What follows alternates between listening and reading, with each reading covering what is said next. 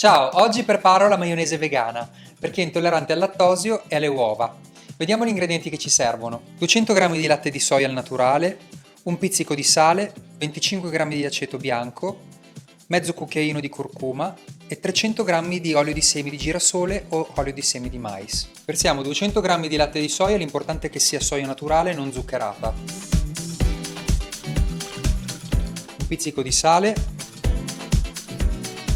25 g di aceto bianco, curcuma per colorare.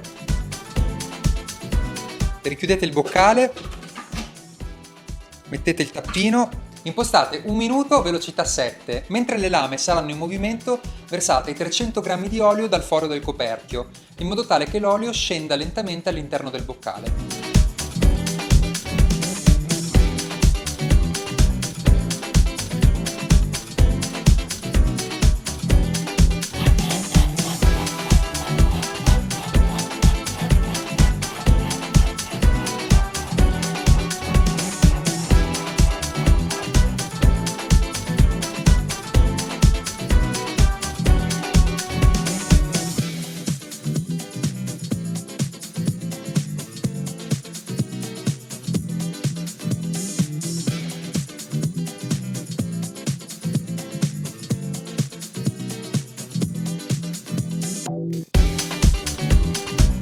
La maionese vegana è pronta. Con gli ingredienti utilizzati siamo riusciti a realizzare un vasetto colmo che potete conservare anche in frigorifero.